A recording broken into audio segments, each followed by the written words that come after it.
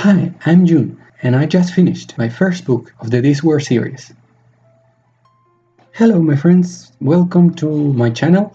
Actually, I am pretty happy, I'm very excited because I just finished reading my first book in Discworld series. For those who don't know, I have this little project, little challenge, that is not little actually, considering that I want to read the whole Discworld series written by Terry Pratchett. That's it, 41 books.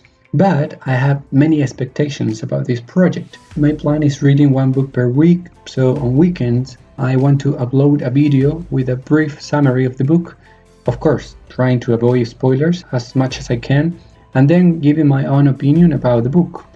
I'm not expert about Discworld in any way. I will be learning through the process of reading all of these books. Okay, let's start. I just finished The Color of Magic, which is the first book in the series and was published in 1983. The story happens in this amazing world called Discworld, which is literally a disc. It's not like our planet, like round planet. No, it is really a disc, like flat Earth, but more realistic. And this world is in the top of 4 elephants, which at the same time are standing up on the back of a giant turtle that travels through the universe. The story starts in Mort, which is the largest city in the Discworld. I think Ankh is the rich side and Mort is the dangerous side. And we find our first character called Rincewind. Rincewind is a wizard that actually doesn't know how to do magic. He has one spell in his mind, but he doesn't even know how to use it. And better be, because it is considered to be one of the most powerful spells in the world. For those who have watched the movie, because yes, there is a movie, Rincewind is this character. But because I read the book before knowing there was a movie, in my mind, Rincewind is this actor, Jason Bateman, and the rest of the characters are just random people that I know and they are not even famous. Rincewind meets Twoflower. Twoflower is the first tourist of Discworld. I think he comes from a far continent and he just wants to know all the amazing things that Discworld has to offer. But he is not alone. He came with his luggage. Yes, I know every tourist travels with a luggage, but this luggage is unique. It has legs, many legs. And for some reason, Rincewind ends up being the tourist guide of Twoflower. And that is where their fantastic journey starts. They will meet more people, they will find new places, they will have to face different obstacles, and they will end up calling the attention of many enemies, including interesting characters that I'm not going to say. You have to read the book and discover it by yourself.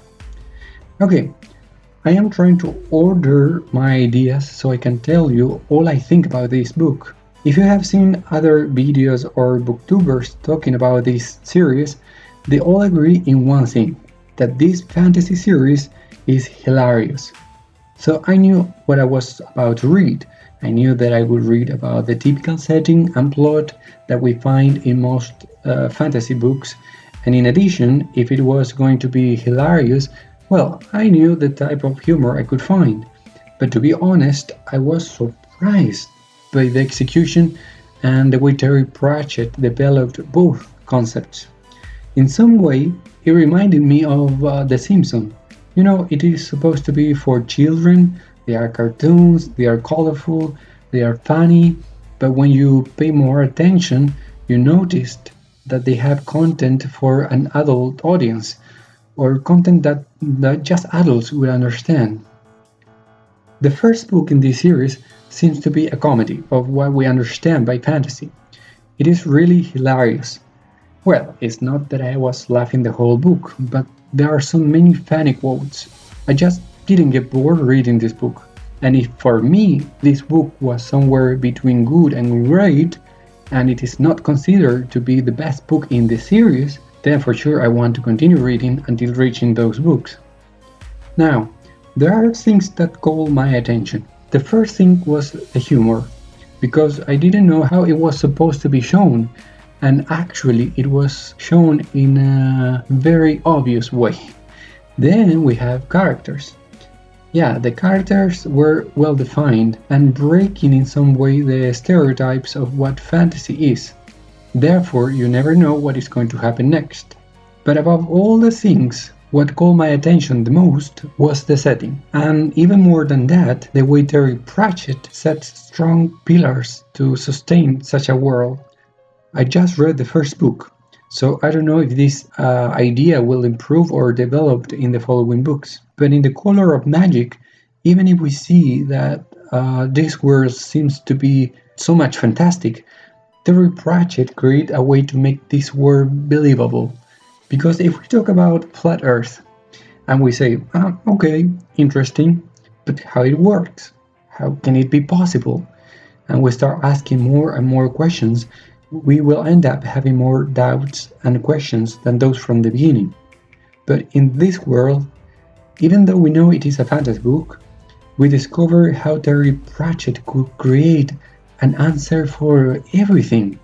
It is not just a crazy children book, which by the way it is indeed, but also a very complex and sustained world that I really want to explore and learn more by reading the whole series. Do I recommend this book? 100%. Is the best book of the series? I have no idea. I've just read only one book. All I know is that I want to continue reading, and if you are an adult with a young heart, then this book is for you. Well, that's it for now. Take care and remember, the color of the magic exists. And never say the forbidden number. Bye.